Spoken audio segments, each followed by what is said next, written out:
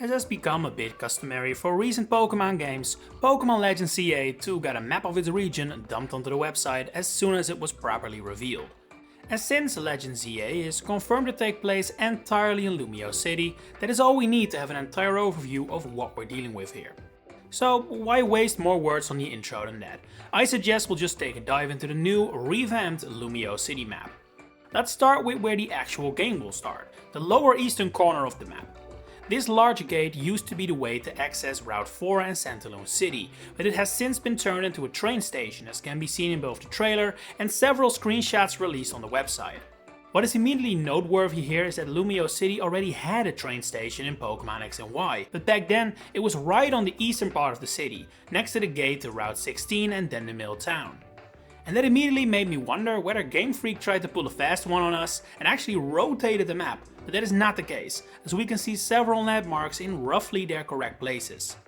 So the train station truly has moved a tad south in this new version of Lumiose City. Near the station we can also see several other locations that would make a ton of sense to visit early on. For example, where we see this pupa on the map is a near perfect match to the first wild zone, as we see it in the trailer. The car is present and so is the outside seating, and having the first wild zone right next to the starting point just makes perfect sense. If we go a bit further down this road, we find the first battle court, which might be where we have our first battle if the rival battle we see in the trailer isn't the first, which considering the levels of our Totodile and Tawny's Tepig, it might not be. 4 more battle courts are visible on the map, with presumably a lot more where we can't see them. And while on first sight, the purpose of these courts seems very obvious, to battle, I can't help but think there has to be more to it. After all, there are several shots in the trailer that showcase trainer battles not located at such a court. So if we'll still find random trainers all throughout the city, what's the point of a court? Maybe it ties into side quests in some way, as I fully expect those to return from Legends Arceus, or maybe there is something else that is special and unique about battles on these courts. We simply don't know. One block behind this first street, obscured on the map by the Fletchinder and Fletchling, is the most likely location of Hotel Z, the hotel we see in the trailer and in the screenshots. It's owned by AZ and is the place of employment of our rival/friend, and the aforementioned battle we have against him is in the courtyard right in front of the characteristic building. It's a large white one with overgrown greenery. It's very hard to miss on the map, and yet it isn't clearly visible anywhere. But based on what we can make out about this location from the trailer, what is visible behind the 2 bird Pokémon, and the location being very close to where we start the game, I'm quite confident this is where Hotel Z will be. Going back to that first street for a minute, if we continue to follow it past the battle court, we arrive at what I am willing to bet is Professor Sycamore's lab. It's basically dead on compared to where it was in Pokémon X and Y, and while we see it from the back, it definitely looks like the lab as we know it from the original Kalos games.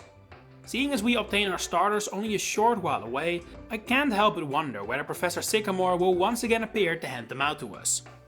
Right across the street from Sycamore is the long straight road towards Prism Tower.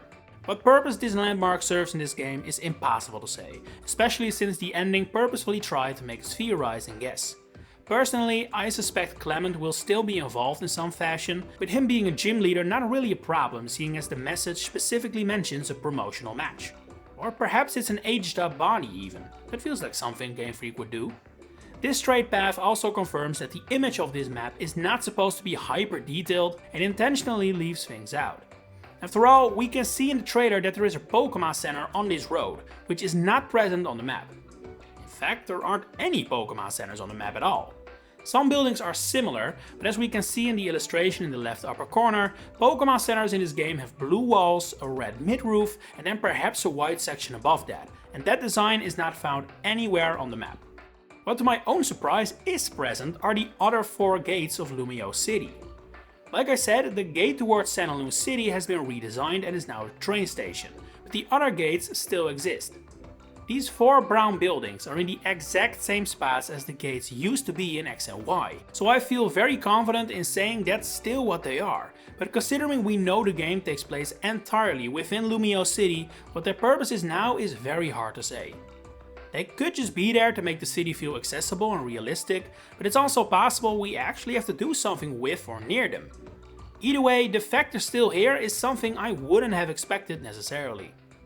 But since we're already making comparisons a ton, why not truly dive into the deep end and put the two maps side by side? What immediately stands out to me is how much smaller and empty space X and Y's Lumiose city suddenly has, even though it is one of the largest cities in Pokémon history.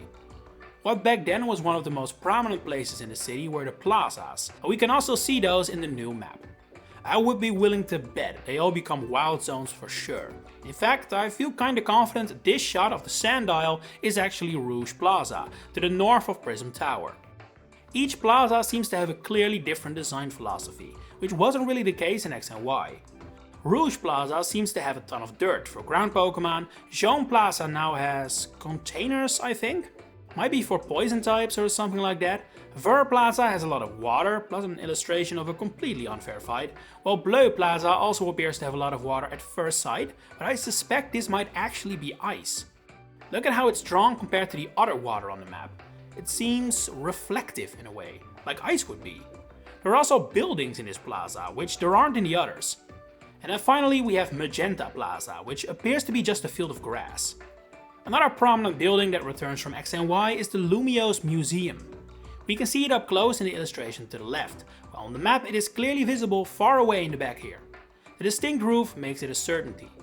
This location also roughly matches where it was in X and Y, further confirming we're looking at the map in the correct way. Right down the street from the museum though is a completely new location, which wasn't present in X and Y and is certainly gonna play some major role in the game. The building is too big not to be significant, it even seems like it has a major character next to it, with a striking design and a hone edge. The man appears to be a researcher of sorts, so perhaps this is a science lab, but what purpose it may serve in the grand scheme of things is simply impossible to say. Not too far away from this building is another brand new location, the one with the Pidgey and Fletchling on top. This too has no equal in the original Lumiose city, unless Trevor has won the lottery and turned his house into a palace. What function this building may serve, your guess is as good as mine. But I do want to point out that it is somewhat reminiscent of the Opéra Garnier in real life Paris. It's not a perfect match for sure, but there are similarities and the Opéra Garnier is actually located near that part of the city in real life. I doubt its real life function of an opera house is retained though. What's also noteworthy about it is that it's right next to what appears to be a hedge maze. We get a better view of it in the illustration to the left of the map. Hedge mazes are quite common in Kalos, but they never appeared inside the city in X and Y. Either way, it seems fairly likely to me that this is gonna be another wild zone. In fact, I figured why not count every location I suspect is a wild zone, based on this map, and I came to a total of 17.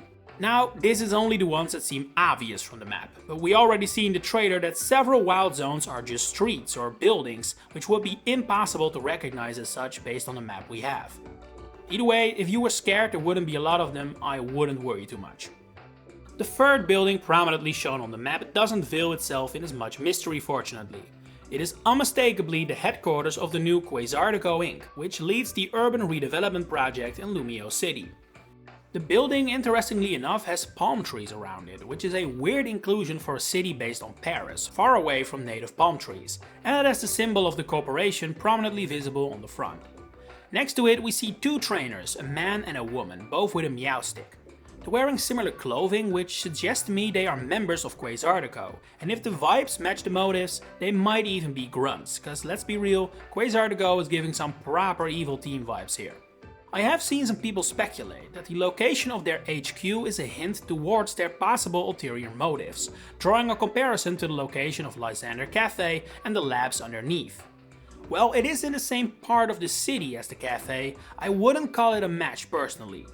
It's not impossible though, we have seen plenty of other locations getting slightly readjusted, so it's not out of the realm of possibilities that this is meant to be the same site as Lysander's headquarters. Other prominent buildings that aren't trying to draw as much attention can be seen here to the west, with a building that kinda reminds me of an academy of sorts, as well as another building on the outer ring that is distinctively drawn in a different style from the generic houses we see more commonly here. It lines up pretty decently with the Battle Institute, which might make a return, although the prominence of all those battle courts also makes it feel a tad obsolete. Maybe we can do traditional style battles here? Another building that is new but can actually be tracked down as to what it is located right to the north of Prism Tower. This dome structure is most likely this shopping center we see in the trailer, which has the same glass roof. Its inspiration is probably the Galerie Lafayette in real-life Paris, which is also a shopping center with a glass dome roof. The location even matches up decently with the real-life map, although since the Eiffel Tower isn't in the center of Paris in real life, things always become a tad skewed here. What also really stands out when looking at the map up close is how many buildings have stuff located on the roof. There are roof terraces everywhere and little buildings that may be used to access them from inside, although we also see we can reach the roofs from the ground below. Take for example this one. It essentially has a little park located on the roof of a building. The trailer already alluded to it, but I suspect going up in the air is gonna be a major thing in this game. But what about going down below? Ever since the first initial teaser for Legends EA, more than a year ago now, people have rumored the Paris Catacombs will be accessible in some way. It's an understandable idea, it adds more diversity to what will essentially be just a city environment, and with what we know now, you can easily draw a comparison to the Legend of Zelda series. Legend Arceus was heavily inspired by Breath of the Wild, I think that's clear. And if the Catacombs indeed appear, parallels with Tears of the Kingdom can also be drawn using the three worlds of the game. The ground floor, the one in the sky, and the depths below. The roofs, main city and catacombs could serve similar purposes for Legends EA.